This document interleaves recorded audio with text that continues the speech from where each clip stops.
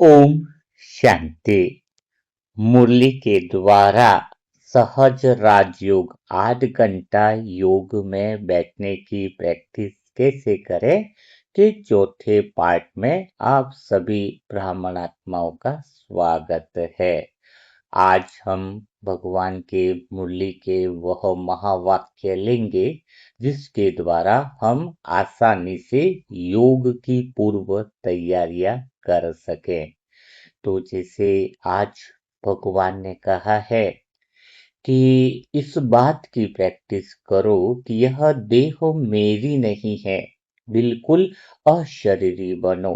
तो आपके साथ उड़ने के लिए कंप्लीट प्योर बनो, संपूर्ण सरेंडर हो जाओ। हाँ, तो आज बाबा हमें कह रहे हैं संपूर्ण रूप से अशरीरी बनना। अशरीरी बनने का अर्थ ही योग की पूर्व तैयारी है। अर्थात यह देह से मैं अलग हूँ, यह भाव पैदा हो जाए तो योग बहुत सुंदर लगेगा। तो इसके लिए हमें क्या तैयारियां होनी चाहिए वह आज हम समझेंगे। तो सबसे पहली जो तैयारियां है, जिस व्यक्ति का मन शिकायत शून्य होगा, जिसके अंदर कोई शिकायतें नहीं होंगी, उसका योग बहुत बढ़िया तरीके से लगना शुरू हो जाएगा। लगना शुरू हो जाएगा बोला है, कैसे लगाना वो तो पूर्व तैयारी के बाद पश्चात में हम पहुंचेंगे। लेकिन पहले स्वयं को यह देखना होगा कि मन शिकायत क्यों करता है, मन को शिकायतों से मुक्त कैसे किया जा सकता है, कौन सी ऐसी विधि है, कौन सी ऐसी हम योग के पूर्व तैयारियां करें कि मन शिकायत से मुक्त हो जाए। क्योंकि शिकायत वाला व्यक्ति तो योग कर नहीं सकता है। सेंटर में बैठा तो शिकायत पंखा कम चल रहा है, शिकायत ये कि हमें आगे की कुर्सी नहीं मिली, शिकायत ये कि दूसरा गाना लगा दिया, मेडिटेशन कमेंट्री नहीं लगाई, और सब कुछ हो भी जाए तो शरीर की फिर शिकायत। हाँ, गर्मी ज्यादा है या फिर पेट में कुछ तकलीफ है। हाँ, तो शिकायत वाला व्यक्ति जो है वह योग नहीं लगा सकता है। स्वीकार भाव चाहिए। लेकिन पहले हम इस बात को समझे कि शिकायत उत्पन्न क्यों होती है, इसका कारण क्या है। जब तक इसका कारण नहीं समझेंगे तो फिर हम जो है वह चेंज नहीं कर पाएंगे। तो मन का जो काम है, दो काम है, या तो मन बंदर बने या मन सुंदर बने। मन बंदर तब बनता है जब वह शिकायत भाव के अंदर रहता है। बंदर का अर्थ क्या है, थोड़ा हम समझते हैं। जब मन में मैं और मेरापन यानी इच्छाएं भी पकड़ी हुई है। हाँ, क्या पकड़ रखी है, मन ने इच्छाएं भी पकड़ रखी है और आत्मा का स्व अनुभव करना चाहता है। स्व अनुभव की तरफ, सत्य की तरफ पहुंचकर 8 घंटा योग करना चाहता है। तो वो इंसान की स्थिति कैसी है। एक बंदर था, एक बंदर के ऐसे पेड़ पे उछल कूद कर रहा था। तभी उसने एक मटकी देखी, मटकी में बहुत सारी मूंगफलियां रखी थी। बंदर दूर से भागता हुआ आया, उसको मूंगफली इतनी प्यारी लग रही थी कि पूछो मत। अब वह मूंगफली के चक्कर में हाथ मटकी में डाल दिया और अंदर से हाथ से मुट्ठी से मूंगफली पकड़ ली। अब चक्कर क्या हो रहा है कि बाहर निकालने के लिए हाथ प्रयास किया, लेकिन मटकी से तो बाहर निकल ही नहीं रहा है और परेशान हो रहा है। और बहुत पूरा दिन तक परेशान हो रहा है, क्योंकि हाथ निकल भी सकता है। अगर वो मुट्ठी से मूंगफली छोड़ दे तो वह बंधन मुक्त हो जाए, स्वतंत्र हो जाए। लेकिन वो मुट्ठी भी खोलने को तैयार नहीं है, मुट्ठी पकड़ी हुई है और ढिंडोरा पीट रहा है कि मैं बहुत परेशान हूँ। बहुत लोगों के पास गया, बहुत लोगों को पूछा, बताया मेरी बहुत तकलीफ है, मेरे जैसा तो दुखी कोई भी नहीं है, कोई है ही नहीं। हाँ, फिर क्या करें। हाँ, फिर इसका इलाज क्या है। इसके तो दो ही इलाज थे। दो इलाज कौन से हैं? उसके गुरु गुरु थे बंदरों के महागुरु, उन गुरु के पास चले गए हैं। वो थोड़ा समझदार था, बोले दो इलाज है, या तो मटकी फूटे या तेरा हाथ अंदर से तू छूटे, अंदर से खुले, दो इलाज है, क्या किया जाए। हाँ, इसको समझ आई कि अगर मैं अंदर हाथ तो छोड़ दूं तो आसानी से मैं निकल सकता हूं, इसके अलावा तो कोई इलाज है नहीं। तो उसने फिर क्या किया, मुट्ठी को छोड़ा तो बाहर निकला। यही स्थिति हमारी है। अगर हम 8 घंटा योग करना चाह रहे हैं, अगर हमारा मन जो है बंदर रूपी मन बनकर बैठा है, इच्छाओं को पकड़कर मुट्ठी में कस के पकड़ा है, मेरे घर में सबका भला हो जाए, मेरा बेटा सुधर जाए, सासू माँ का बोलना बंद हो जाए, ये हो जाए, पति के तो ऐसा हो जाना चाहिए पूछो मत, समाज में चार चांद लग जाए। हाँ, इच्छाओं रूपी जो चीजें है वो तुमने बहुत मुट्ठी में पकड़ रखी है, मन रूपी मुट्ठी में इच्छा इतनी पकड़ रखी है। और जब योग की बात आती है तब ऐसा चेहरा बनाते हो कि आपके जैसा तो कोई योगी ही नहीं। ऐसा कुछ कमाल करो कि हम सत्य के केंद्र पे पहुंच जाए। इधर मुट्ठी पकड़ रखी है मन ने और कह रहे हो कि योग में पहुंच जाओ। इसको कहते हैं महामूर्खात्मा। बिल्कुल ये शब्द इस्तेमाल मुझे करना ही चाहिए। इतनी समझ मिलने के बाद भी, इतना इतना सब कुछ होने के बाद भी ये पूछते हो कि मुझे दुख क्यों है। जैसे बंदर पूरे टाइम घूमता रहा कि मुझे दुख क्यों है, मुट्ठी तो छोड़ने को तैयार नहीं। तो इलाज क्या बताया, या तो तुम इच्छाओं को छोड़ दो तो तुम दुख से परेशानियों से मुक्त होकर सत्य तक पहुंच जाओगे। क्योंकि योग में बैठोगे तो फिर वही इच्छा है, वही मूंगफलियां याद आएंगी। इच्छाओं को तुमने इच्छाओं ने तुम्हें नहीं पकड़ रखा है, सबसे बड़ी बात है, इच्छाओं ने तुम्हें नहीं पकड़ रखा है, तुमने इच्छाओं को पकड़ रखा है। कोई व्यक्ति एक खंबे से पकड़ा हुआ हो, हाँ, खंबे से चिपका हुआ है और वो बोले कि खंबे ने मुझे पकड़ रखा है, तो गलत फहमी तो यह है कि खंबे ने उसको नहीं पकड़ा है, उस व्यक्ति ने खंबे को पकड़ा है। तुमने इच्छाओं को पकड़ा है, इच्छाओं ने तुम्हें नहीं पकड़ा है। यही समझ होती है। इसलिए भगवान कहते हैं कि ज्ञान के बाद योग लिया है, पहले योग नहीं लिया है। योग का अर्थ ही 8 घंटा योग, यानी सही समझ के साथ योग होना। हम्म अंधश्रद्धा वाला योग नहीं हो सकता है, सदा काल का योग चाहिए। तो चुनाव आपके हाथ में है। 8 घंटा योगी बनना है। जो चल रहा है, आपको पहले ही पूर्व तैयारियों में सिखाया है कि जो चल रहा है ड्रामानुसार वो चल ही रहा है। जब हम कुछ करने वाले है ही नहीं तो फिर किस बात की इच्छाएं, किस बात की तृष्णाएं हमें पकड़नी चाहिए। जो तुम्हारा है वो तुम्हारे पास लौट कर ही आएगा, कोई रोक नहीं सकता है, चाहे इच्छा करो चाहे नहीं करो। जैसे ही तुम्हारे पुण्य कर्म का उदय होगा, तुम्हारा तुम्हारे पास लौट कर आएगा। तुमने देखा होगा, जिस चीज की कई बार इच्छाएं नहीं करी है वो भी तुम्हारे पास लौट करके आया है। कभी कल्पना नहीं करी वो भी तुम्हारे पास लौट करके आया है। तो जो तुम्हारा है इस ड्रामा में वो तुम्हारे पास लौट कर आएगा। हाँ, और जब हम अंदर की संभावनाओं को व्यक्त करें तो अपने आप से पूछे, अपने आप से डेली प्रयोग करें, अपने मन से पूछे क्या मैं सभी इच्छाओं को त्यागने के लिए तैयार हूं। हाँ, जवाब क्या आता है, मन से पूछे जवाब ले हाँ, तो इसी समय अपने आप को दृढ़ संकल्प करके हर घंटे याद कराएं। कराना जरूरी है याद, कि मैं आज से सर्व इच्छाओं से, सर्व तृष्णाओं से मुक्त हूं।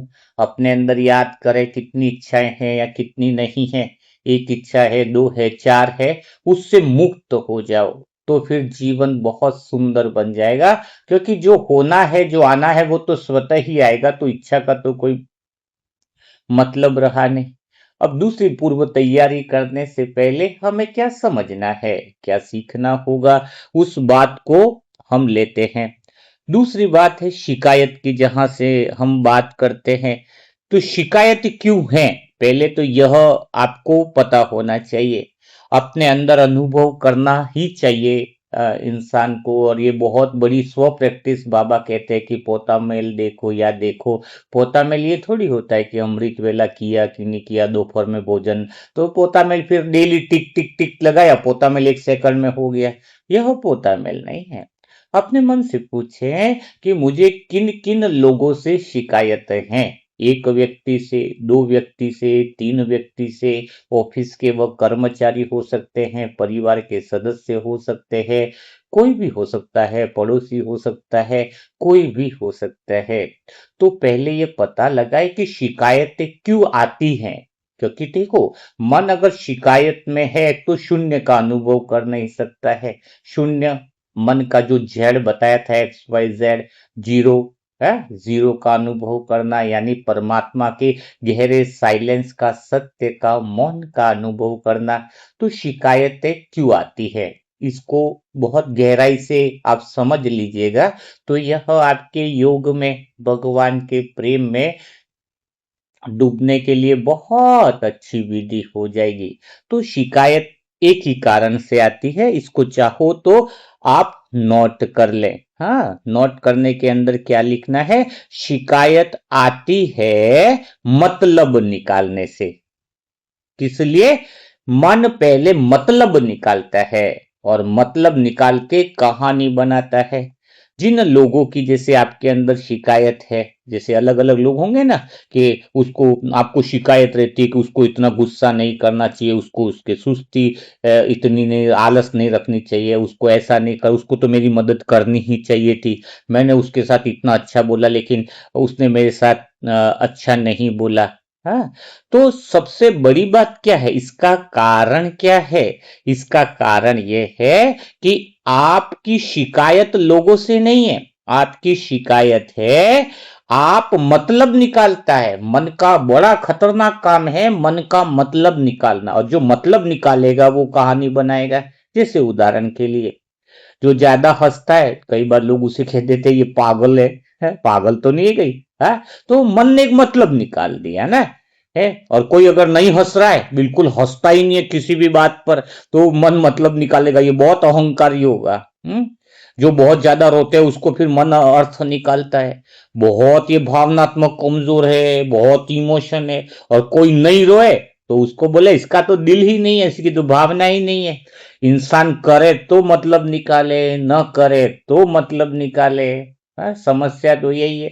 कई बार ज्यादा योग में बैठेंगे तो ऊपर वाले दूसरे बोलेंगे, सलाहकार, अरे कर्म योगी भी तो बनो, कर्म योगी तो बनो। और बेचारा 4 घंटा योग करके आया हो, उसको 1 मिनट में हवा टाइट कर देंगे। और दीदी मुझे ऐसा बोलती थी पहले, 4-5 घंटा योग किया तो शुरुआत में तो पता नहीं, मैं सोचता शाबाशी मिलेगी, ऊपर हॉल से उतरूंगा तो नीचे आके दीदी बोलती, खाली योग, योग का मतलब ये नहीं कि बैठे रहो, यहाँ सेवा है, कल गुरुवार है, सफाई करनी है। हाँ तो वो अपना मतलब निकालेंगे ना, कि मतलब ज्यादा बैठे रहना योग नहीं, कर्म करो। कर्म अगर कर दिए ज्यादा ही ज्यादा, तो कोई दूसरी दीदी आके बोलेंगी यही कोई योग थोड़ी होता है, कर्म कर्म योग। हाँ, बैठ कर तसल्ली से 2-3 घंटा योग करो तो उसे योग बोलते हैं। खाना खाएंगे बाबा की याद में तो बोलेंगे ऐसे थोड़ी खाना, पहले ऐसे करना है, वैसा। तो हर एक। अच्छा, सबसे बड़ी प्रॉब्लम्स क्या है इस कलयुग में? हर एक इंसान मतलब निकालेगा, आप जो भी कर्म कर रहे हो, और आप लगे किस में पड़े हो, उसने मतलब क्यों निकाला, पहले तो खुद मतलब निकालते हो। एक तो वह नहीं करना है, पहले तो खुद ही अर्थ निकाल रहे हैं ना। कितना हर बात में अपना अर्थ निकालते हो आप, वैसा का वैसा नहीं देखते। व्हाट्सएप पर किसको हैप्पी बर्थडे विश किया और उसने जवाब अगर 2 घंटे तक, 4 घंटे नहीं दिया, हाँ, 2 घंटे नहीं दिया, आपने इतना बड़ा लिखा तो पहले ही प्रॉब्लम। और क्या हुआ, बड़ी मुश्किल से समझाओगे, ये तो बड़ा घमंडी है, जवाब ही नहीं दिया। हाँ, पहले तो देखोगे टिक आया कि नहीं, ग्रीन सिग्नल। अरे पढ़ा नहीं अभी तक मेरा, पहले पोस्ट कार्ड 1 महीना पहुंचते थे, उसका कोई दिक्कत नहीं। और फिर 4-6 घंटे बाद भी अगर ठीक नहीं देखा तो फिर तो तुम्हारी हालत पतली हो जाएगी। और 1 दिन तक नहीं देखा तो तुम तो बिल्कुल गए काम से। मन ने वो मुट्ठी रूपी हाथ पकड़ ली। कारण ये नहीं है कि उसने किया नहीं किया, हो सकता है वो बिजी, हो सकता है मोबाइल घूम गया हो, या कोई भी सिचुएशन है, तुम्हें क्या करना है? प्रॉब्लम उसने नहीं किया उससे प्रॉब्लम नहीं है, उसने टिक नहीं किया उससे प्रॉब्लम नहीं है। प्रॉब्लम है तुम्हारे मन ने मतलब निकाल दिया उसका कि वो मेरी सम्मान नहीं करता, वो मैं जो करता हूं वो मेरे को महत्व नहीं देता। ये जो तुम मतलब निकाल रहे हो ना, जो अर्थ निकाल रहे हो, उस अर्थ से प्रॉब्लम है। मन जब अर्थ निकाले उससे प्रॉब्लम है। इस बात को जो समझ ले उसके तो जीवन में योगी बहुत बढ़िया हो जाएगा। और इसको थोड़ा सा और अच्छे से क्लियर करते हैं। एक राजा था, उसका एक बहुत ही बुद्धिमान मंत्री था। मंत्री की एक आदत थी, हर घटना पर वह केवल एक ही मतलब ये बोलता था कि शिकायत करता रहता था। हर घटना पे उसे लगता था कि कोई ध्यान नहीं रख रहा है, हाँ, कोई वैसे प्रॉब्लम्स आ रही है। हाँ, हर बात में उसको शिकायत थी, मंत्री से शिकायत थी, कभी पत्नी जो उसकी राज पत्नी थी उससे भी शिकायत, पत्नी मुझे समझती नहीं है, उसके बच्चे भी थे, बच्चे मेरी बात मानते नहीं है। उसके अंदर जो वो राजा तो था, लेकिन उसको लगता था कि कई लोग मेरी इज्जत नहीं करते, ये नहीं करते। कई बार लगता था कि मैं राजा तो अपने पिताजी की वजह से बन गया हूं, पर वो तो मेरी किस्मत की वजह से, लेकिन मेरे को कोई लोग पूछते नहीं, अलग अलग बातें करते। तो उसके अंदर बहुत सारी शिकायतें ही रहती रहती थी। और फिर वहां पर एक संत आया, उसने देखा कि तुम्हारी प्रॉब्लम्स क्या है, तुम्हारे मन में शांति नहीं है, तो चलो मैं कोई बात नहीं, तुम्हें एक इलाज बताता हूं। और फिर उसने राजा को लेकर के गया, इसलिए वो अपना कामकाज भी नहीं कर रहा था, क्योंकि जिसको शिकायत हो हमारी प्रजा भी ऐसी ही है, बोलता था कि प्रजा भी कोई ढंग से काम नहीं करती, आलसी के रूप में पड़ी ही रहती है। कोई कुछ भी बोल देता था उसको, तो बहुत ज्यादा अंदर वो बातें आ जाती। आजकल भी होता है ना, इंसानों को कोई ऑफिस में कुछ बोल दे तो प्रॉब्लम, पत्नी कुछ बोल दे तो शिकायत, कभी उससे बोल दे तो दुखी है। तो फिर वो संत उसको लेकर के गया, नदी के किनारे लेकर के गया और बोला कि एक कंकड़ उठाओ और उस पानी के अंदर आप कंकड़ को डालो। तो कंकड़ जैसे ही डाला, शांत झील थी, तो कंकड़ डालने पर वहां पर तो लहरें बन गई बहुत सारी। तो उसको बोला राजा को कि ये जो लहरें जो बनी हैं, हाँ, वो किसकी वजह से बनी है, इसका कारण क्या है। तो राजा ने कहा कि मैंने कंकड़ फेंका इसीलिए लहरें बनी, कंकड़ नहीं फेंकता तो लहरें नहीं बनती। अब उसने बताया कि ठीक है, फिर ये कंकड़ ही तुम पत्थर पर फेंको। पत्थर, बड़ा पत्थर था, चट्टान थी, उसके ऊपर फेंको। तो कंकड़ चट्टान पर फेंका, बोले यहां पर तो लहरें नहीं बनी, ये तो लहरें सिर्फ पानी में बनी। तो उसको समझाया कि कंकड़ कारण नहीं है पानी में लहरें बनाने का, पानी में ऑलरेडी लहरें बनाने की आदत है कि कोई इसको टच कर रहा है तो लहरें बन जा रही है। पानी में है वो क्षमता, पत्थर में नहीं है। और चट्टान में तो तुम उसको कंकड़ मार रहे हो तो लहरें नहीं बन रही है। तो ये कंकड़ को हम दोष देना, जैसे ये रिश्तेदार खराब है, उसने बोल दिया इसलिए खराब है, वो तो कंकड़ हुए ना, निमित्त हुए।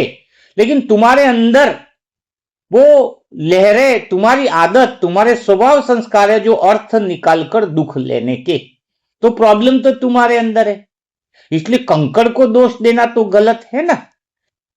कंकड़ पत्थर पर गिरा तो वहां पर तो लहरें नहीं बन रही है।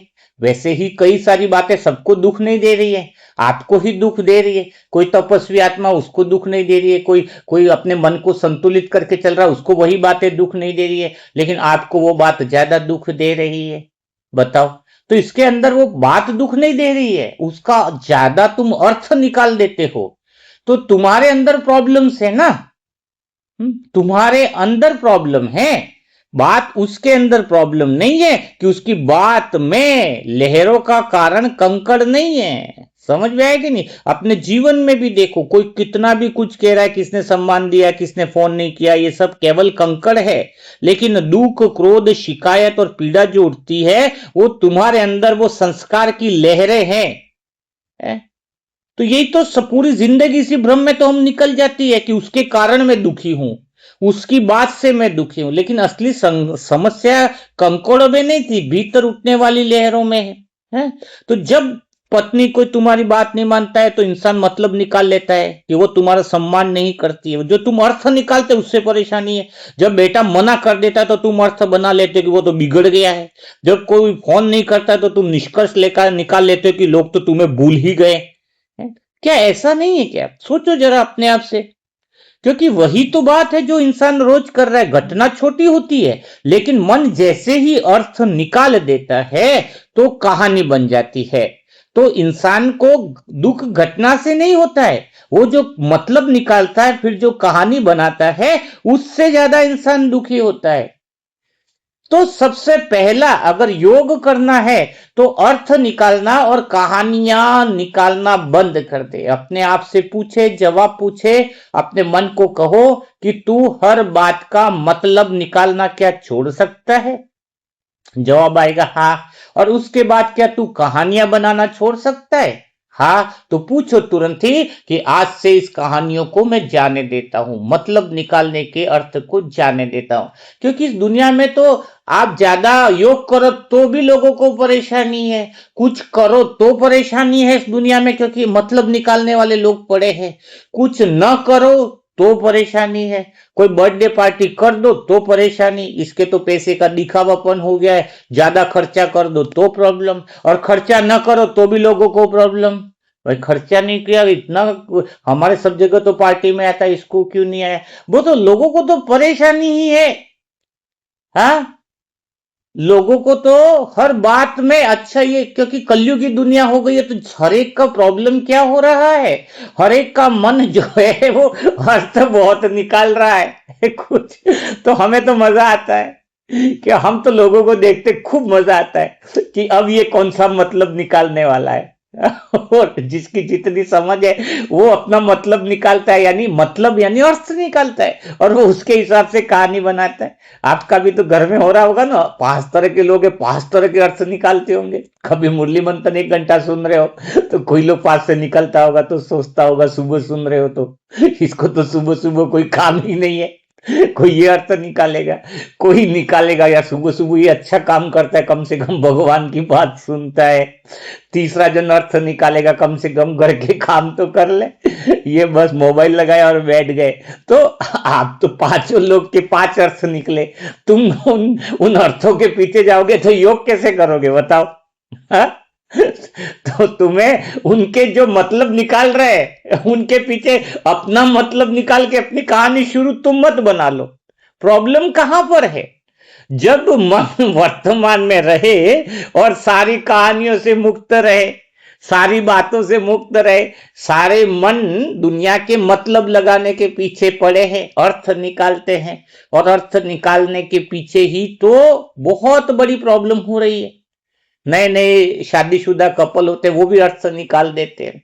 खाली एक जने तो अपनी पत्नी बात कर रही थी मोबाइल पे, किसी से हमेशा बात कर, वो आता तो वो मोबाइल कट कर लेती, मोबाइल कट कर दी। 2 दिन हुआ, 4 दिन हुआ, 10 दिन, वो बहुत अंदर शकीला था, उसने सोचा ये किसी न किसी से बात करती है, जबकि वो अपनी गरीब सहेली से बात कर रही थी। उसने अपना अर्थ निकाल लिया और बहुत भारी झगड़ा और बवाल हो गया इस बात पर। कारण क्या है? इंसान जो है वो अपना अर्थ निकालता है। एक भाई बहन भी रोड पर अच्छे जा रहे हो, अच्छे से खुलकर बात कर रहे होंगे, वो भी इंसान अपने मन से अर्थ निकाल देता है। ये तो देखो ना कैसी दुनिया हो गई है, कैसे जा रहे, कैसी बातें करते हैं, है? तो कोई चीज सही तरीके से देख नहीं पा रहा है, तो आप भी दुनिया को देखकर अर्थ मत निकालो, मतलब नहीं निकालो। अब सबसे पहली बात है, जैसे तुम बोलो कि कोई मेरा भला ही नहीं सोचता है, वो इंसान तो मेरा भला ही नहीं सोचता, तो तुरंत अपने आप से पूछो कहानी बन करके, क्या मैं स्वयं का भला सोच पा रही हूँ? क्या मैं स्वयं अमृत वेला अच्छे से कर पा रही हूँ? क्या मैं सत्य के केंद्र पर पहुंच पा रही हूँ? क्या मैं भगवान की बातें कर पा रही हूँ? जब शिकायत उत्पन्न हो तो और उत्पन्न वो कहानी बनाना बंद कर दो। रोटी खाए, जैसे सामने रोटी आ गई, पूछो खाना अच्छा नहीं बनाया मन अगर अर्थ निकाल दे, खाना अच्छा नहीं बनाया इसने, तुरंत अपने आप से पूछो मुझे कितना बनाना आता है तुरंत मन चुप हो जाएगा। किसी ने बोला कि यार उसने मुझे अच्छे से बात नहीं करी, तुरंत मन को पूछो हम भी तो संभावना व्यक्त करने के लिए आए हैं, मैं कितने लोगों से प्रेम से बातें करता हूं, तुरंत पता चल जाएगा। हाँ, तो अपने आप से पूछना है मैं कितने लोगों की मदद करता हूँ। जैसे ख्याल आए कि उसने मदद नहीं करी, मन की इंक्वायरी करो, भाई हम कितने लोगों की मदद करते हैं? हैं? ईश्वर ने हमें धन ही नहीं देता है, पूछो अपने आप से मैं कितना ईश्वर के कार्यों में लगाता हूँ। हाँ, मन इंक्वायरी करे, सही तरीके की इंक्वायरी, सही सीबीआई जांच और सही सीबीआई जांच और पैनल बने। तो आज से क्या करना है, अपने मन को मतलबों से मुक्त करना है, अर्थों से, अर्थ हर बात में अर्थ न निकाले। तो अर्थ निकाल दिया तो कहानी बने बिगड़ रहेगी नहीं। अर्थ अगर निकाल दिया, उसी समय रोको अर्थ बनाने से। जो जैसा है उसको स्वीकार करो। जब मन स्वीकार कर ले, योग का सबसे पहला नियम है शिकायत भाव नहीं, स्वीकार भाव। योग में बैठने से पहले की तैयारी यह होती है कि मैं बैठा हूं तो मुझे सेंटर का जो जैसा माहौल है वो स्वीकार है। जैसा भी माहौल है, दरी पट्टी पे बैठे हैं, कुर्सी पर बैठे हैं, लाइट कम है ज्यादा है, दो लोग चिल्ला रहे, दो लोग नहीं चिल्ला रहे हैं, तो जो ड्रामा में चल रहा है वो चलने दो, मुझे शिकायत नहीं है। शिकायत करना यानी तुम्हारी टांग है वो ड्रामा में हस्तक्षेप करना हुआ। भाई टांग ही तो डाल रहे, कुत्ता भौंक रहा है तो भौंकने दो, उसका काम है भौंकने का, वो क्यों भौंक रहा है, तुम्हें क्या, उसको भौंकने में मजा आ रहा होगा तो तुम उसके अंदर टांग क्यों अड़ा रहे हो। हाँ, वो योग चल रहा, तुम्हारा काम क्या है।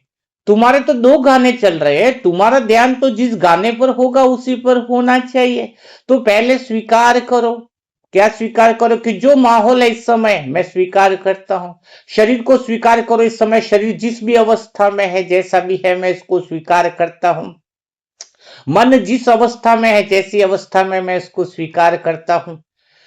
तो स्वीकार करना है, योग के अंदर अपनी उपस्थिति दिखानी है। योग का अर्थ यह नहीं है कि मन को उपस्थित करना है, शरीर को उपस्थित करना है, नहीं।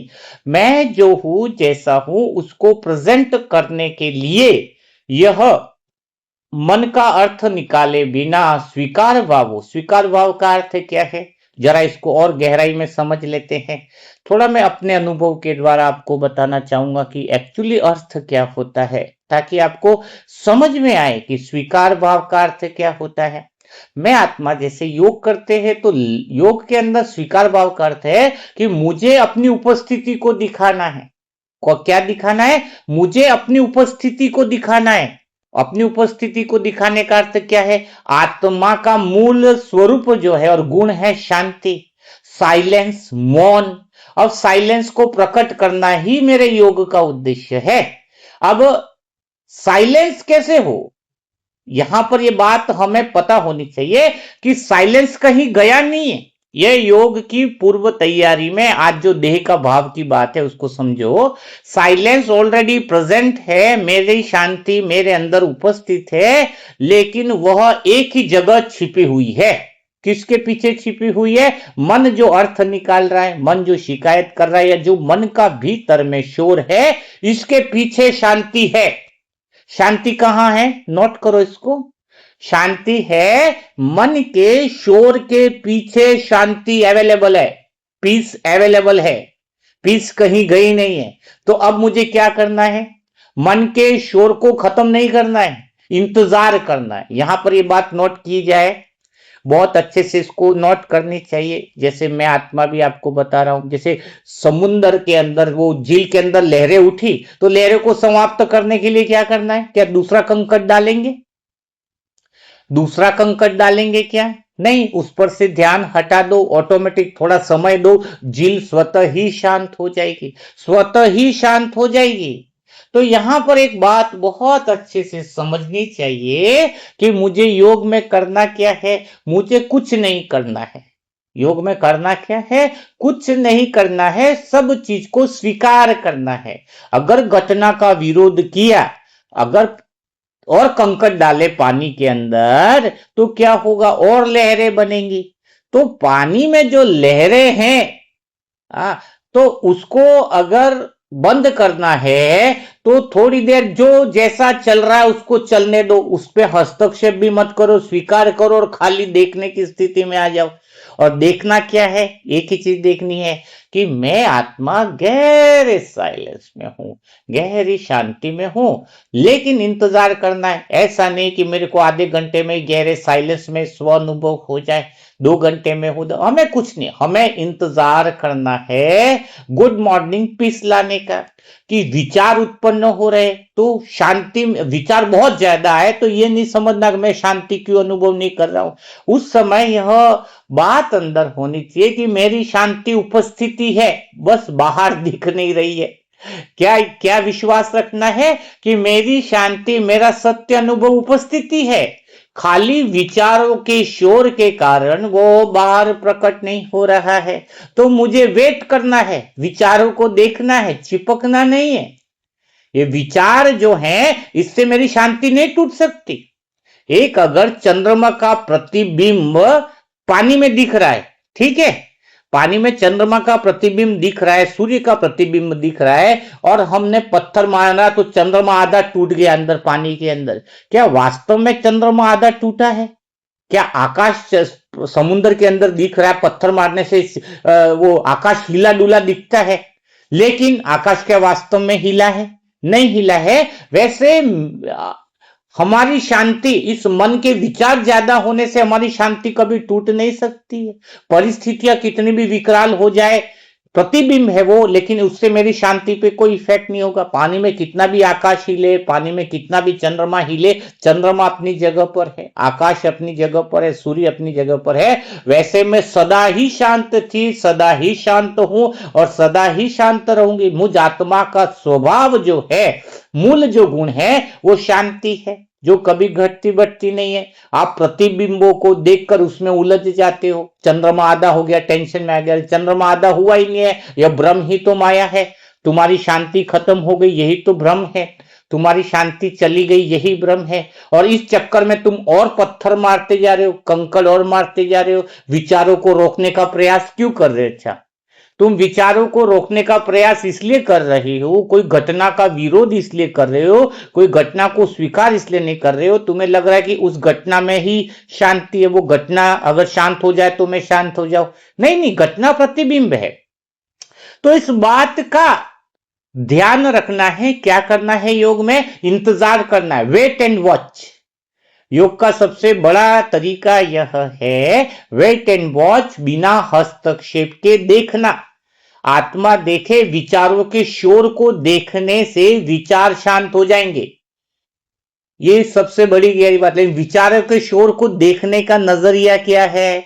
एक ही नजरिया है, ये मन की जब तक बढ़ जाता है तब तक समस्याओं का समाधान नहीं हो सकता। ये दूसरी दृष्टि ध्यान रखनी है।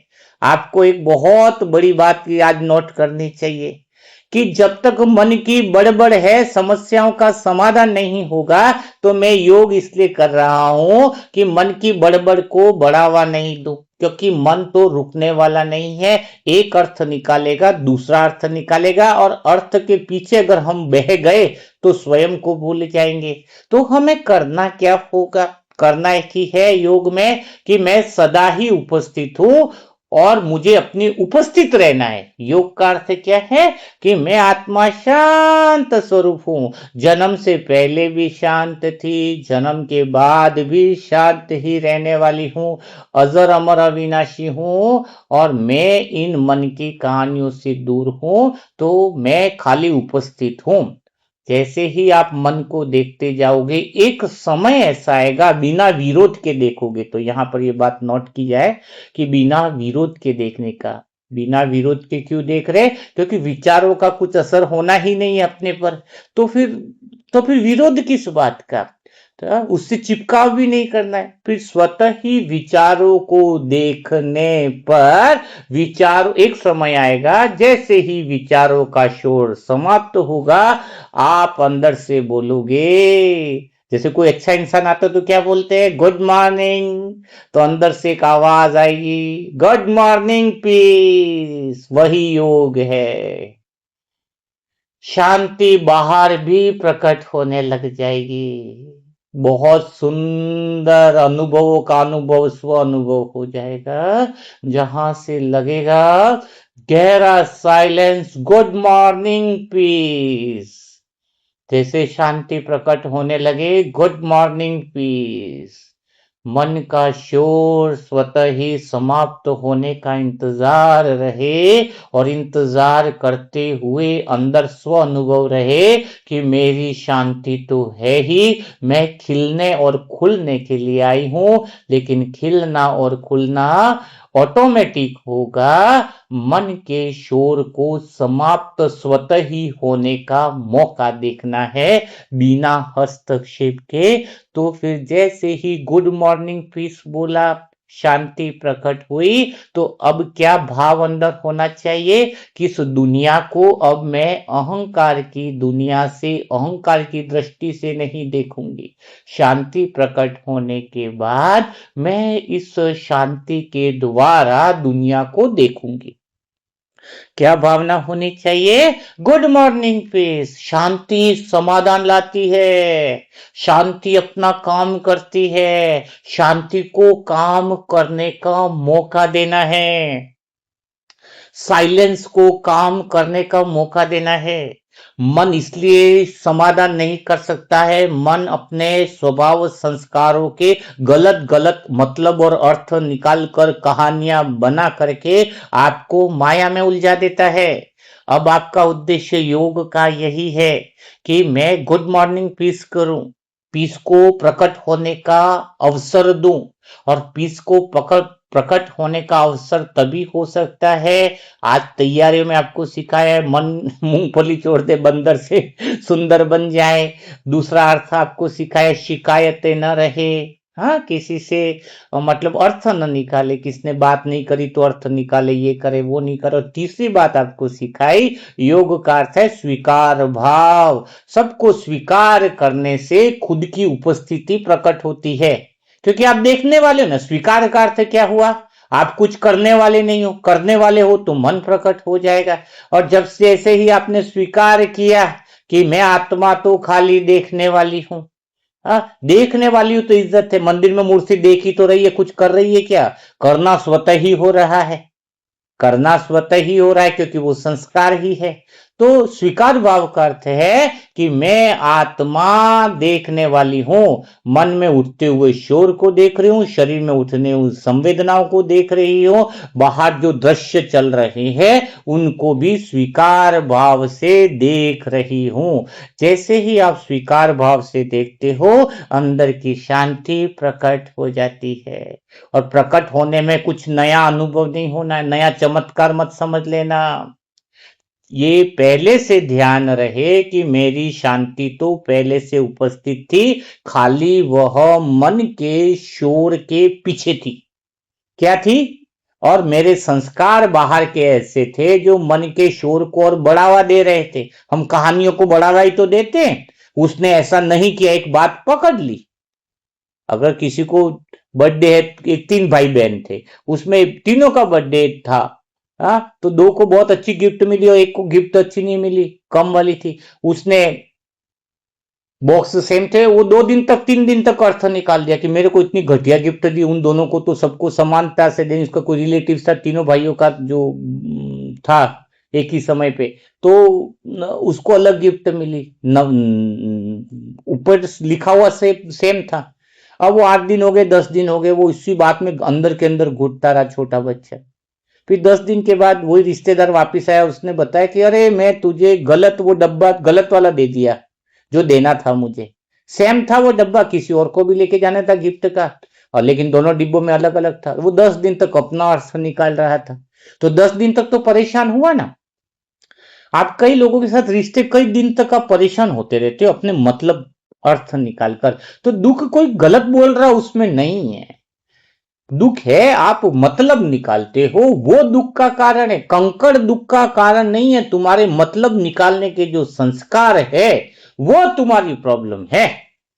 पूरी कहानी लेखक बन जाते हो, उपन्यास लिख लेते हो, पूरी गाथा लिख लेते हो, उसने ऐसा किया वैसा, एक कहानी मिल जाए खाली बस। एक जने ने तो शादियों में लिफाफा बहुत ज्यादा देता था सबको, उसकी बारी आई तो उसका दोस्त जिसको बहुत ज्यादा लिफाफे गिफ्ट दी थी उसने उसने खाली 11 रुपया लिफाफे में रख दिया। उसका तो जीवन में रात भर वो देखा ना जब, तो उसको विश्वास ही नहीं हो, न कह भी नहीं पा रहा था। खाली 11 रुपया, बोले मैंने तो उसको 51,000 रुपया दिया है और इसने मुझे 11 रुपया दे दिया। अब बताओ, हाँ, उसके पूरे जो सुख शांति थी सब उसकी उड़ गई। क्योंकि एक तो पहले तो इच्छा बांध के रखी थी उसने, मैंने 51 दिया तो ये तो 1 लाख तो जरूर देगा। अब उसकी प्रवृत्ति कंजूस की होगी तो वो क्या करेगा? हाँ, कोई कंजूस की प्रवृत्ति होगी तो क्या करेगा? तो बात क्या है? बात तो समझदारी की होनी चाहिए कि नहीं? हम अपना अर्थ निकालते हैं तो परेशानी है ना। बताओ, मैं शुरुआत शुरुआत में योग में बना था तो एक बात, तनाव मुक्ति की शिविर भी कराते थे और बहुत बढ़िया था। तो हम पूछते थे कि क्या प्रॉब्लम है, किसको क्या शिकायतें हैं या क्या नहीं है। तो एक कपल थे जो बाबा के ज्ञान में ही चल रहे थे, तो उसने मुझे बताया, मैंने बताया कि वास्तव में क्या शिकायत। बोले शिकायत क्यों नहीं रहेगी। उस बहन ने शिकायत करी मुझसे कि देखो शिकायत तो आ जाती है, अर्थ तो निकल जाते। मैंने पूछा भाई क्या शिकायत है तुझे, ये तो बता। तो बहन ने शिकायत इस बात की करी कि आ, वो हस्बैंड वाइफ थे, तो उनके किसी से बहुत अच्छे, बाबा के बच्चे ही समझ लो, उनसे अच्छी मित्रता थी उनकी। वो भी कपल थे। हाँ, तो वो भी कपल थे। तो वो उनके घर पर आए फर्स्ट टाइम। तो उस बहन ने उनके लिए बहुत वैरायटी का भोजन बनाया, बहुत सुंदर भोजन बनाया। और जितना जितना कर सके उतना भोजन बनाया, बहुत अच्छा किया, बहुत अच्छे से प्रेम से खिलाया, ये किया, बहुत अच्छा लगा। अब और जिद भी करी कि बैठो और खाना खाओ और ये करो। वो दूसरे कपल थे, वो भी ज्ञान में चल रहे थे। इसके बाद सेकंड टाइम क्या हुआ, सेकंड टाइम फिर नेक्स्ट संडे और ऐसा कुछ आया, 10-15 दिन हुए। फिर ऐसे निकल रहे थे तो उनको बुलाया। जैसे बुलाया तो उस कपल ने फिर से उनको बहुत अच्छी चीजें बनाकर खिलाई। मजा आ गया, बहुत अच्छा हो गया और खिलाया, बहुत मजा आया। फिर उन्होंने सोचा कि 2-3 संडे हुए, अब हम भी तो चले जाए उनके घर पर, उनके घर पर हम भी तो जाएं। और उनके घर पर उन्होंने बोला कि आज हम उधर से गुजर रहे हैं तो आपके उधर आ जाते हैं, आप घर पे ही हो। बोले हाँ हम तो घर पर ही, हमें बड़ी खुशी होगी, सामने वाले ने बोला। और घर पर बुला लिया। और घर पर बुलाने के बाद क्या हुआ, घर पर बुलाने के बाद वो आए तो अब वो उम्मीद पहले से लगा के बैठे थे, 2 संडे ये आए हमारे उधर, बीच में मतलब महीने में 2 बार आए, तो कितना प्यार से और अलग अलग वैरायटी बना के खिलाई। और उसने क्या किया, बैठाया, बोले रुक कर जाओ। एक खाली कुछ नहीं, एक रोटी और सब्जी बना के दी थी, सादी रोटी और सलाद काट के दे दिया। बाकी कोई वैरायटी नहीं, कुछ भी नहीं। हाँ, अब वो खाना खिला दिया, रोटी सब्जी बहुत सादा। अब उसने रास्ते भर में यही बातें करी, कि रास्ते भर में ये बातें करी कि हम, वो आई तो कितना स्वागत किया मैंने, उसके पति को बोली मैंने कितनी वेराइटियां बनाई थी, अलग अलग तरह की, कुछ स्वीट्स बनाया, कुछ ये बनाया, कुछ वो बनाया, सब कुछ मैंने किया। लेकिन उसने 3 संडे तक 3 बार, 2 से 3 बार मेरे पास आई है, लेकिन उसके पास एक बार गए, लेकिन उसने खाली एक रोटी और सब्जी बना दी और ऊपर से खाली ककड़ी सलाद काट लिया है। ऐसे लोगों के साथ संबंध ही नहीं रखना चाहिए, ऐसे लोगों के साथ तो कुछ रिश्ता ही नहीं रखना चाहिए।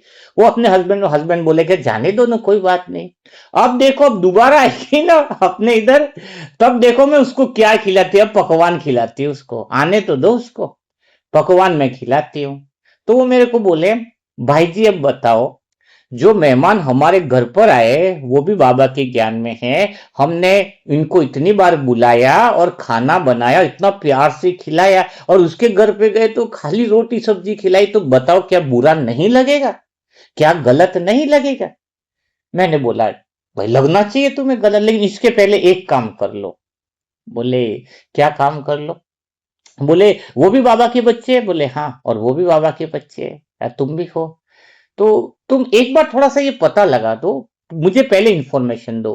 तो बोले क्या, तो बोले तुम्हें सारी वेराइटियां बनाने आती है। वो बोले मुझे सबसे बहुत वेराइटियां बनाने आती है खाने की, ये सारी वेराइटी आती है, ये सारी वेराइटी, और मुझे इतना मजा भी आता है बनाने में।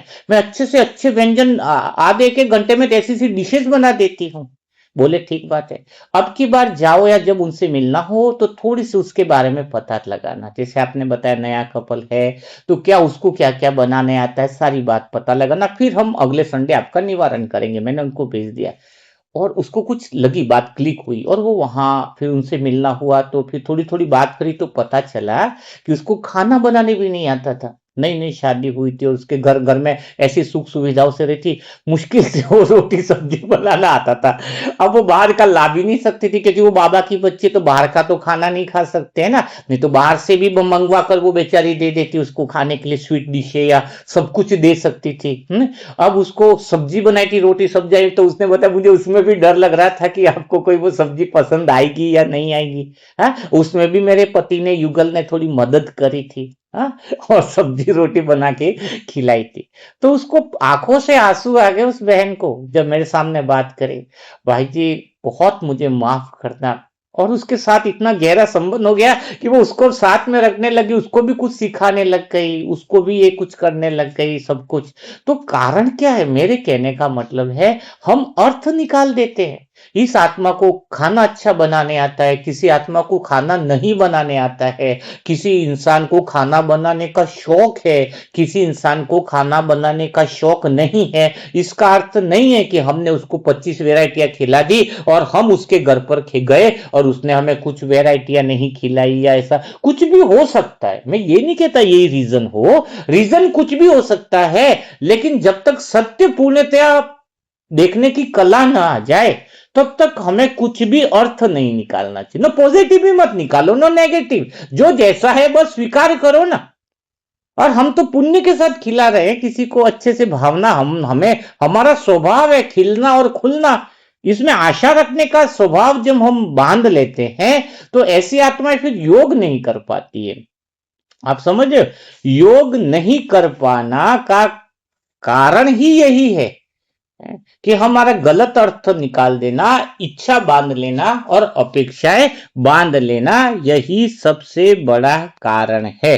तो आज योग की यह तैयारी के अंदर हमें बहुत गहराई से समझ मिली है कि हमें किसी बात का क्या नहीं निकालना है, अर्थ नहीं निकालना है। तो अब हम आगे के लिए समझेंगे आज बाबा की मुरली से कि यह देह भाव क्या है। देह नहीं समझना और शरीरी हो जाओ बाबा कहते हैं ना, तो सबसे पहले हमें यह समझना चाहिए कि हमें शरीर क्यों मिला है। हाँ, सबसे पहले हमें क्या समझना चाहिए कि यह शरीर क्यों मिला है। इसका कारण जब तक तुम समझोगे नहीं तब तक तुम योग की पूर्व तैयारियां नहीं कर सकते हो। तो हम आत्माएं जब परम धाम में थी, शांति से बैठी थी, हाँ, लेकिन वहां पर मैं आत्मा हूं उसका भी अनुभव नहीं था, मैं शांत स्वरूप हूं उसका अनुभव था क्या परम धाम के अंदर। हाँ, मैं आनंद स्वरूप हूं उसका भी अनुभव नहीं था। तो आत्मा के अंदर जब यह भाव प्रकट करे, अपनी संभावना है प्रकट करे, तो उसके लिए उसको क्या चाहिए था, शरीर के बिना तो हो नहीं सकता था। क्या नहीं हो सकता, शरीर मिले तो काम हो। हाँ, शरीर नहीं मिलेगा तो काम चलेगा नहीं। इसलिए भगवान ने वहीं पर आधार कार्ड, राशन कार्ड और पैन कार्ड तीनों वहां से बना के भेजे अपने को। तो तीन चीजें हमें बना के भेजी है, आधार कार्ड, राशन कार्ड और पैन कार्ड या बैंक पासबुक, तीनों भगवान ने ऊपर से भेज दी हमें साथ में। तो क्या भेजी, आधार कार्ड में क्यों भेजा, ये तीनों चीज की जरूरत क्यों थी, क्योंकि हम अपनी आत्मा की संभावनाओं को व्यक्त कर पाए इस दुनिया में। और हम आत्माएं बहुत सहयोगी हैं, तो बिना शरीर के कैसे सहयोग को, हमारे अंदर वो गुण है वो कैसे हम बाहर प्रकट कर पाएंगे। शरीर तो चाहिए कि नहीं चाहिए, हाँ, शरीर तो चाहिएगा ना, तभी तो हम प्रकट कर पाएंगे। हम बहुत बड़े दानी हैं, महादानी हैं, या हम लोग कुछ करने वाले हैं, तो सब कुछ प्रकट करने के लिए, हमारे गुणों को प्रकट करने के लिए, हमारी संभावनाओं को तो परम धाम में प्रकट नहीं कर सकते। वहां पे किसी से प्रेम से बात करें तो संभव होगा नहीं। हाँ, तो इसीलिए हमें धरती पर परमात्मा ने भेजा। तो सबसे पहले आधार कार्ड दिया, शरीर दिया। मनुष्य का शरीर क्यों दिया? क्योंकि हमारी आत्मा में वो संभावनाएं हैं जो हम प्रकट कर सकते हैं, इसलिए हमारा शरीर मनुष्य शरीर मिला हुआ है। किसको भैंस का शरीर है, किसको दूसरे का शरीर है। वो क्यों? क्योंकि उनके अंदर कोई संभावना नहीं है दूसरी प्रकट करने की। जो मेन संभावना वो वैसे ही उसी शरीर में प्रकट हो जाएगी। लेकिन हमारे अंदर असीम संभावनाएं हैं। आत्मा के अंदर इतनी दिव्य संभावनाएं हैं कि हम पूरे संसार को स्वर्ग की तरह रख सकते हैं। एक आत्मा अगर सुधर जाए, एक आत्मा तो पूरी पीढ़ी का उद्धार कर दे। पीढ़ी का मतलब पूरी संसार के कुलयुग का उद्धार कर दे। तो हमारे भीतर में संभावनाएं हैं, इसलिए हमें मनुष्य शरीर मिला है। बाकी चीजों में कुछ संभावना नहीं है, कुछ भी संभावना है ही नहीं। तो इसलिए मच्छर में काटने की संभावना उससे ज्यादा कुछ है नहीं। हाँ, इसको और कभी गहराई से लेंगे, ये शुरुआती बच्चों के लिए भी होता है। तो योग की पूर्व तैयारी में हमें समझना होगा कि शरीर निमित्त मात्र है, खाली माध्यम है। जैसे माइक मिला है ताकि हम अपनी आवाज हजारों लाखों लोगों तक पहुंचा सके। ये माइक क्यों मिला है? माइक इसलिए मिला है, यूं थोड़ी कि सोने का माइक हो जाए तो बढ़िया है। हीरे का माइक हो कि सोने का माइक हो, काम तो आवाज पहुंचाने का ही होने वाला है। और हम उलझे किस में है? सोने का माइक है कि चांदी का माइक है कि डायमंड का माइक है, उसमें उलझने का मतलब नहीं है। गरीब का मुंह हो, अमीर का मुंह हो, हाँ, गरीब का, हिंदू का मुंह, मुसलमान का मुंह, मुंह का काम तो एक ही है कि अंदर का जो प्रोडक्शन है, अंदर आपकी जो संभावनाएं भरी पड़ी है वो बाहर निकालना। और तुम मुंह के पीछे लगे पड़े कोई लोग तो, मेरा मुंह काला इतना क्यों है, मेरा मुंह गोरा क्यों है।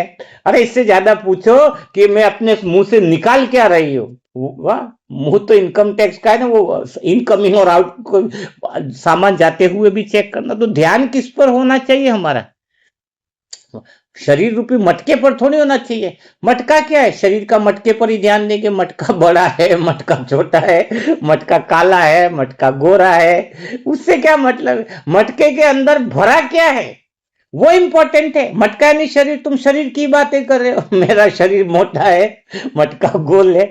किसी को मटके ऊपर डिजाइन ही करता रहता है, सजाता रहता, पाउडर क्रीम ये वो सारा जमाता ही रहता है।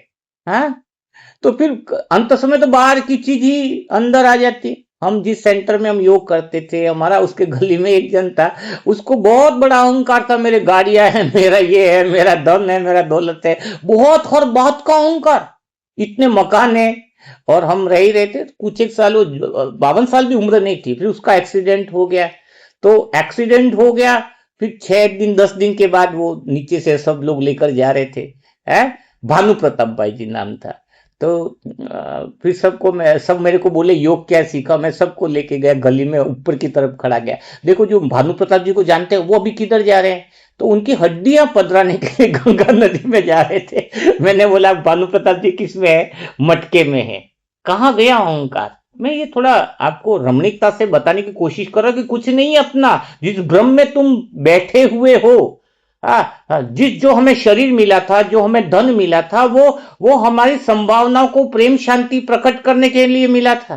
वो अब जैसे भानुप्रताप जी, इतना पैसा था तो उन्होंने क्या प्रकट किया? अपने अहंकार को प्रकट किया। उसके लिए शरीर नहीं मिला था। और लास्ट में बचा क्या? भानु प्रताप जी की गाड़ी बंगले सब किस में रह गए? मटके के अंदर चले गए। वो तो राख बन गए और कर दिया।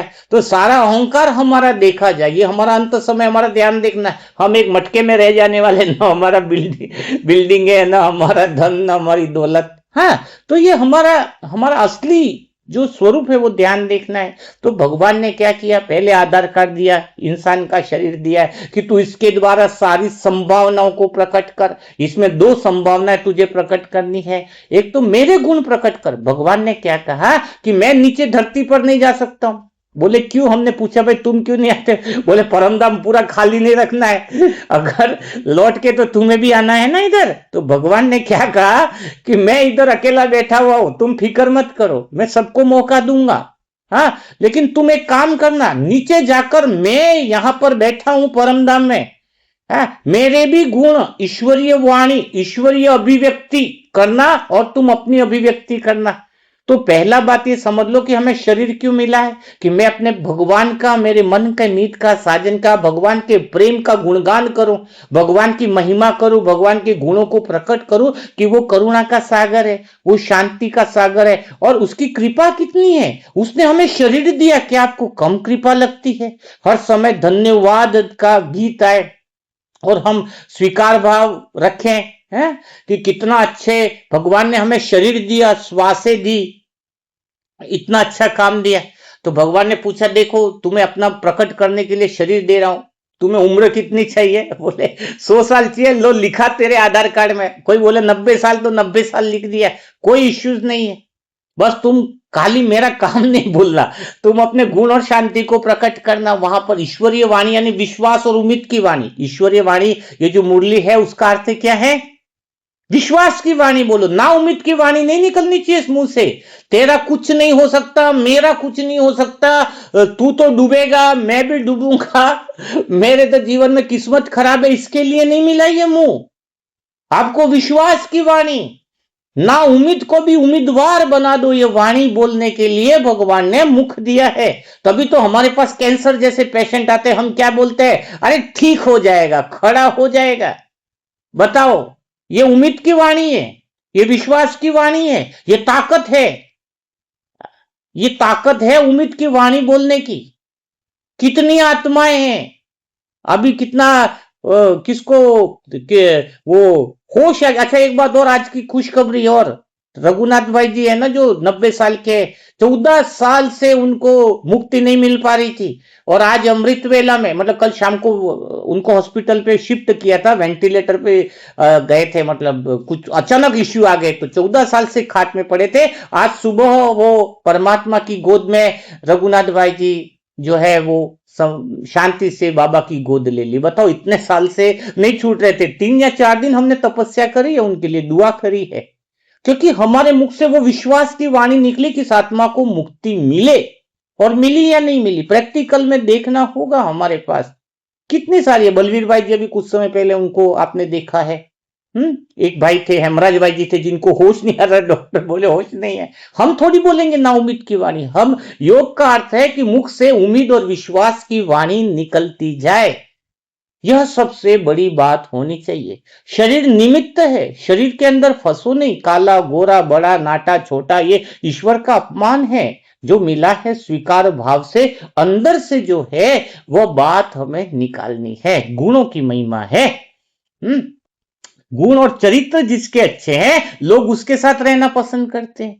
अगर गली में कोई इंसान बाइक लेके भी जा रहा है, थोड़ा मैं प्रैक्टिकल एग्जांपल देता हूँ, किसी, कोई बहन है, कोई चरित्र उसका सही नहीं, भले दिखने में कितनी भी सुंदर है, कितनी भी सुंदर है, पूरी परी बन करके आई है, लेकिन उसका चरित्र सही नहीं है, उसके बारे में लोग अच्छे से बात नहीं करते हैं, तो बाइक पे क्या वो इंसान लिफ्ट देना भी पसंद करेगा? नहीं करेगा लिफ्ट देना। क्यों? क्योंकि उसकी वजह से उसका भी नाम खराब हो जाएगा।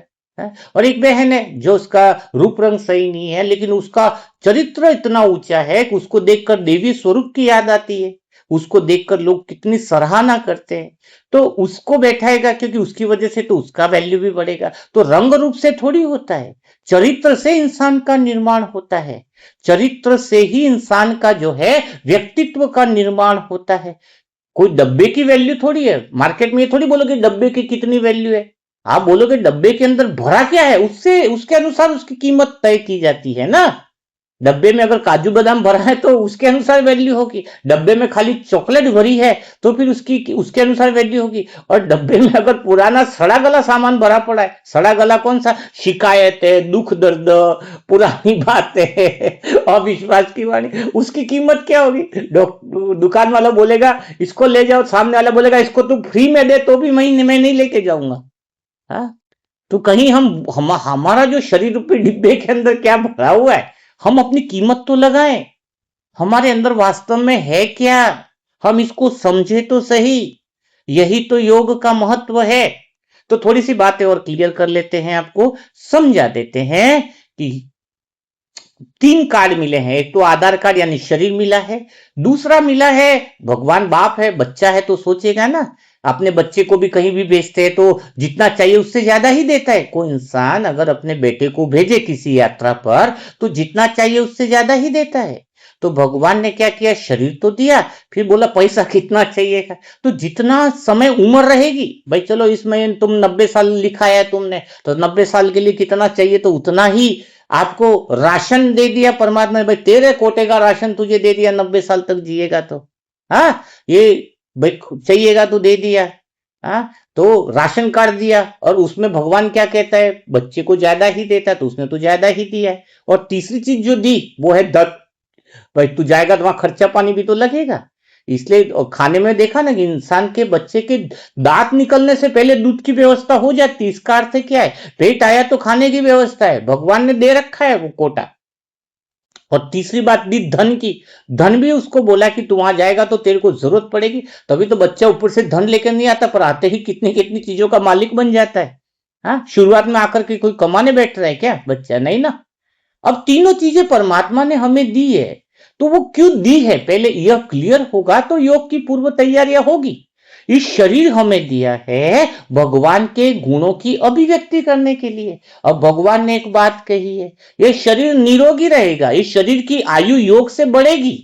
हाँ, लेकिन कब बढ़ेगी, जब तुझे जिस काम के लिए भेजा है वह तू काम करेगा। इस मटके के पीछे मटके की रख रखाव में अपना समय बर्बाद नहीं करेगा। हाँ, हाँ, आयु मतलब भगवान की वो 80 साल 90 साल ऐसा गणित नहीं चलता, वहां समय का गणित नहीं है, प्राण शक्ति ऊर्जा चलती है। भाई इतनी तेरे को हवा भर दी है, अब इतना खिलौना, मैं कह रहा चाबी भरी खिलौना उतना चलेगा, तो उसमें जो प्राण शक्ति ऊर्जा भरी है उसका सही यूज किया अगर हमने, हम देह और देह के साधनों के पीछे नहीं लगे, हमने ईश्वरीय लक्ष्य को पूरा किया, हम गुणों को, आत्मा की संभावनाओं को प्रकट करने में लगे, भगवान की संभावनाओं को प्रकट करने लगे, तो शरीर बहुत ज्यादा लंबा चलेगा। कितनी भी बीमारियां थोड़ी बहुत आएंगी लेकिन हट जाएंगी। तभी देखो ना, दादियां जो इस कलयुग में भी 100-100 साल 104-4 साल तक जीना, क्या ये अचरज की बात तुम्हें नहीं लगती? इससे बड़ा अचरज तुम क्या लोगे बताओ? क्यों मिला उनको आयु, कैसे बढ़ी? क्योंकि उन्होंने शरीर के द्वारा पूरा जीवन भगवान भगवान ही किया। 100 साल की एज में भी इतने देशों की यात्रा करना, जानकी दादी देखो जरा, रतन मोहनी दादी की 104 साल की एज में भी कितना तेज था, एक अलग ही तेज था।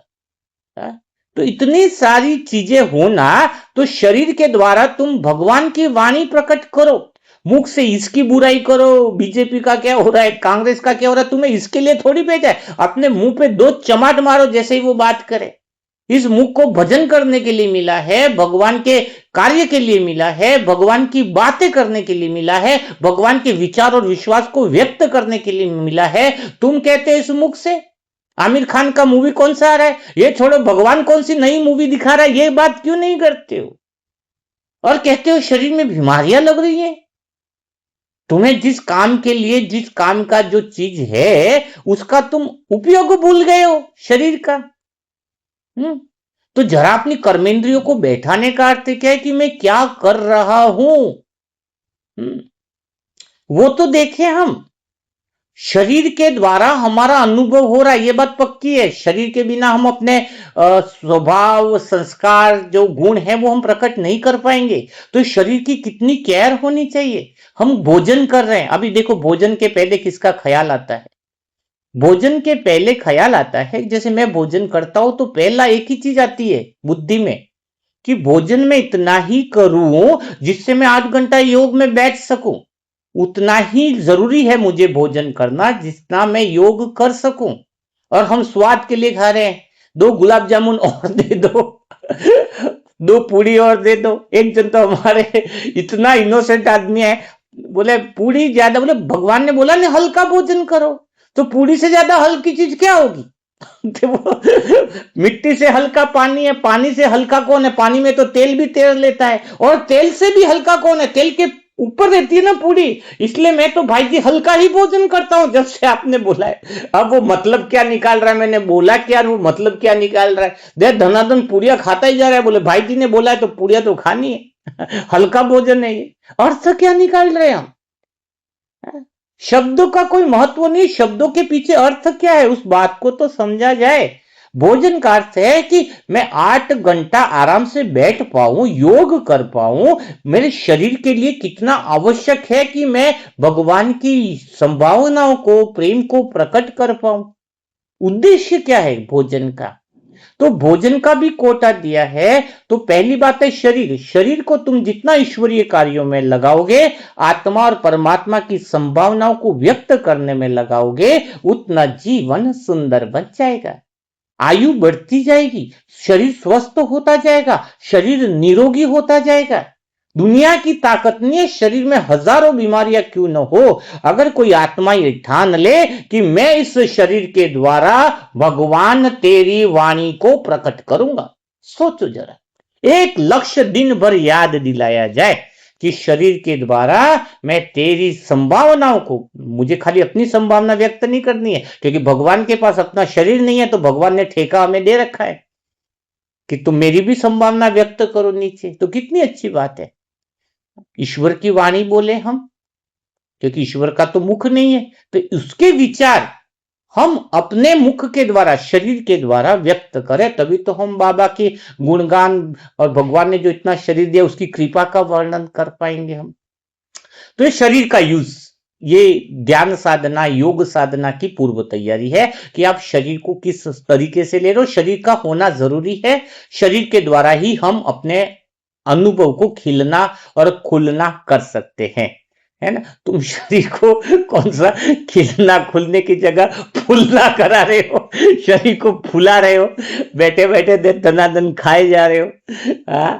तो वो खिलना और खुलना की जगह फूलना हो रहा है, तो थोड़ा इस पर अटेंशन दे तो योग की पूर्व तैयारियां होगी। दूसरा है राशन। राशन माना हम भगवान को भोग लगा करके खाएं, भगवान को याद में खाना खाएं, और हमारे घर पर जितनी भी आत्माएं आए उसको प्यार से खिलाने से भोजन का कोटा बढ़ेगा। अगर भोजन का अपमान किया तो शरीर में बीमारियां बढ़ जाएंगी। मैं आपको 97 के अब 100 केस हो गए, आपको आश्चर्य होगा, उसका मैं एक लेख डालने वाला हूं। सच में डायबिटीज और कोलेस्ट्रॉल तो जीरो ही हो गया। अब ये स्थिति होगी 6 महीने में, जिसने वो आटे का और वो नियम का यूज किया है, 6 महीने में भी ये स्थिति होगी कि इसकी रीडिंग जो है 370 थी, अभी 58 और 59 पे आ गई थी। इसको लो शुगर बोलते हैं वैसे, खाने के बाद 108 और 110 पे अभी 100। उसको और उल्टा बोला गया मीठा खाओ, लो बोलो, वो अभी आम का आनंद ले रहा है, सब कुछ ले पा रहा है, और साथ में भोग भी लगाया। ये प्रैक्टिकल किया हुआ प्रयोग है, और मैं दिल से कहता हूं कोई अगर पूरी व्यवस्था को पालन करे तो डायबिटीज और कोलेस्ट्रॉल तो खत्म है, उससे बाकी बीमारियां भी खत्म हो गई हैं। लेकिन हमारे पास प्रैक्टिकल उस पर ध्यान नहीं दिया, तो प्रूफ नहीं है, तो वो बातें गलत। लेकिन डायबिटीज और कोलेस्ट्रॉल तो वैसे ही खत्म, कोई इसमें जरूरत नहीं। शुरुआत में गोली कम हो जाएगी लेना, और बाद में दवाई लेना बंद हो जाएगी, डायबिटीज रिवर्स हो जाती है। यह प्रैक्टिकल लोगों के अनुभव के द्वारा ये बात बोली जा रही है। और ये जो इसका आटा बनाया वो किसी के द्वारा नहीं लिया गया है, ये मैं आज आपको दिल से बता रहा हूं।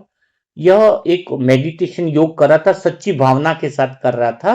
कुछ आत्माएं योग में थी, तो जिनके शरीर की संभावना ऐसी हो कि वो आगे सेवा कर सके, तो वो बाबा ने मुझे बहुत अच्छे से टचिंग दिया था, तब जाके वो 4 चीजों को मिला करके वो आटे का निर्माण किया गया है। और सच में ये दिल से कहना चाहूंगा, यह बहुत प्रभावशाली है। घर पर ही बनाना है, नहीं तो कई लोग डायबिटीज की ये दवाई आती, कोलेस्ट्रॉल की ये दवाई आती। और अच्छा, उसको घी तेल बंद करवा दिया था। 4000 कोलेस्ट्रॉल में वो ट्राइगोथोलियस कुछ बोलते हैं, वो 200 पे आ गया, उसका 200 पे। अब उसको उल्टा बोला गया कि थोड़ा घी तेल का इस्तेमाल करो। देखो, तो ये कोटा कैसे बढ़ा? 2 कारण से। शरीर में भोजन किसी का मिठाई नहीं खा पा रहा है, किसका? क्योंकि हमने भोजन का अपमान किया है। तो कोई भोजन का अपमान नहीं करे, नहीं तो भगवान ने जो कोटा दिया वो खत्म हो जाएगा। अनाज का अपमान करेगा तो थोड़ा सा, ये मैं पहले के वीडियोस में ये सारी बातें कही हुई है, थोड़ा सा मैं आपको हल्का संकेत दे रहा हूं। और धन, तीसरा, भगवान ने धन दिया, तो भगवान ने इन तीनों कोटों के अंदर एक बात कही है, जो इसका सदुपयोग करेगा उसका कोटा बढ़ता जाएगा। शरीर का इस्तेमाल सही करेगा, आयु बढ़ती जाएगी। अगर भोजन का सही तरीके इस्तेमाल करेगा, इसलिए तो हम भोग लगाने की बात करते हैं। आपसे भोग भी लगवाने के लिए मैं क्यों बोलता हूं? ताकि भोग से भोगना ही खत्म, आपने जाने अनजाने में जो भोजन का अपमान किया है, तो हम हर एक आत्मा के प्रति शुद्ध संकल्प करते हैं कि इस आत्मा के जीवन में जो भी गलतियां हुई हैं वह समाप्त हो। बताओ कितनी अच्छी बात है। हाँ, और तीसरी चीज जो मैंने बताई, धन। धन में मैंपन नहीं होगा। जैसे घर में कोई खर्चा करेगा और किसने खर्चा तो किया 10,000 रुपया और बोलेगा कि खर्चा भी कर रहा है, सुना भी रहा है, मैं हूं तो घर चल रहा है, सबका ख्याल भी रख रहा है, भाई का दूसरे का सबका, बोल क्या रहा है? अरे मुझे ही करना पड़ता है, ताने देने में भी पीछे ही है। मैं ही कर रहा हूं, जो मैं ही कर रहा हूं ऐसा बोलेंगे तो फिर वो आगे का कोटा नहीं आएगा। और जहां पे निमित्त भाव है कि भगवान करा रहा है, तो आपने 2000 की किसी की मदद करी तो 2000 में फिर भगवान दूसरी व्यवस्था कर देता है, 2000 की जगह 2 लाख की व्यवस्था भगवान करा देगा तुम्हें, क्योंकि तुम्हारी भावना सही है ना। तो योग में पूर्व तैयारी में ये बात पता होनी चाहिए, ये जो तीनों कोटे हैं इसका हम सही उपयोग करेंगे तो हमारा मेडिटेशन जो है वो बहुत अच्छा लगेगा। तो आज की बातें क्या क्या सीखी है?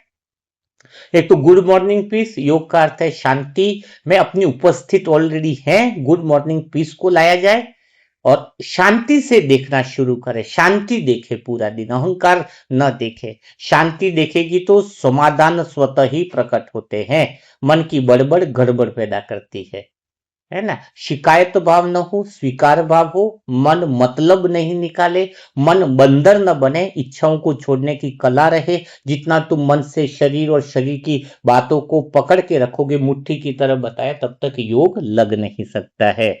तो ये काफी सारी बातें हैं जो आपको बताई गई है, तो आप आराम से समझ लें, इन सारी बातों को क्लियर कर लिया जाए तो इस वजह से थोड़ा सा क्लियरिटी होगी तो बहुत आप लोग योग जो है वो बहुत अच्छे तरीके से लगा सकते हैं। ठीक बात है।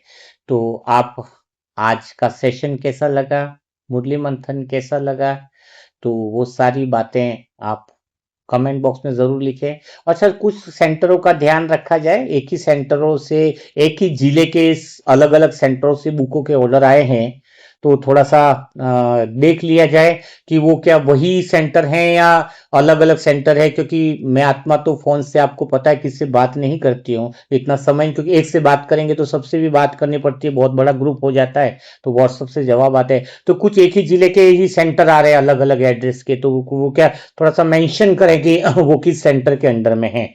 है ना, एक ही सेंटर के ऑर्डर, जैसे भी भोपाल के कुछ सेंटरों के 6 सेंटरों के बुकों के ऑर्डर एक साथ आए, तो अलग अलग सेंटर हैं, तो कुछ जगह बुकें पहुंचा दी गई तो वो अलग सेंटर है।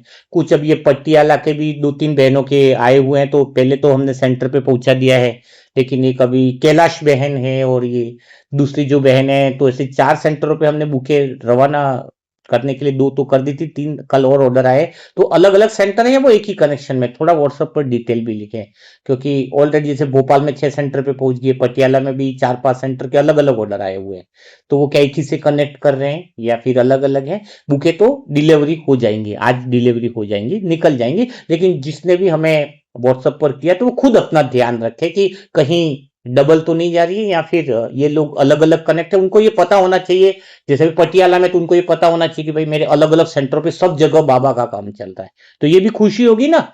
ये भोपाल में पता है कि भाई हमारे सेंटर भी आ रहे हैं, लेकिन दूसरे भी सेंटर हैं उधर भी बुके पहुंच रही है। तो इससे सेवा भी बढ़ेगी और थोड़ा सा नॉलेज भी बना रहेगा। तो कल फिर हम मुलाकात करेंगे ऐसे दिल छू जाने वाले नए मुरली मंथन के साथ, नई बातों के साथ। तब तक के लिए सभी मेरे प्यारे भाई बहनों को ओम शांति। और मुरली और हार्ड कॉपी का ऑर्डर करने के लिए मोबाइल नंबर है 7202921969। और जो नॉन बीके बुके हैं उसमें भी अपने जीवन में जो तीनों कार्ड दिए हैं भगवान ने, राशन कार्ड, आधार कार्ड, पैन कार्ड, उसको सही उपयोग करने के लिए अगर कोई ईश्वरीय सेवा में नई बुकें छपवाने में सेवा कर सकता है, या पार्सल जो सेंटरों पे जा रहे हैं उसमें भी निमित्त बन करके सहयोगी बनना चाहता है, तो इस पर कर सकता है। लेकिन उसी आत्माओं के लिए है, सहयोग उसी से लिया जाता है जो मनसा परिवार से है। नई आत्माओं से किसी तरह का सहयोग स्वीकार नहीं है। जो मनसा परिवार में मुरली मंथन सुनते हैं, टास्क करते हैं, उन्हीं के लिए है। और आत्मा की यात्रा ऐप जरूर डाउनलोड करें, जिसका लिंक नीचे दिया गया है। और डिस्क्रिप्शन में भी उसका लिंक है जहां पर आपको विस्तार से समझाया जाएगा। ओम शांति।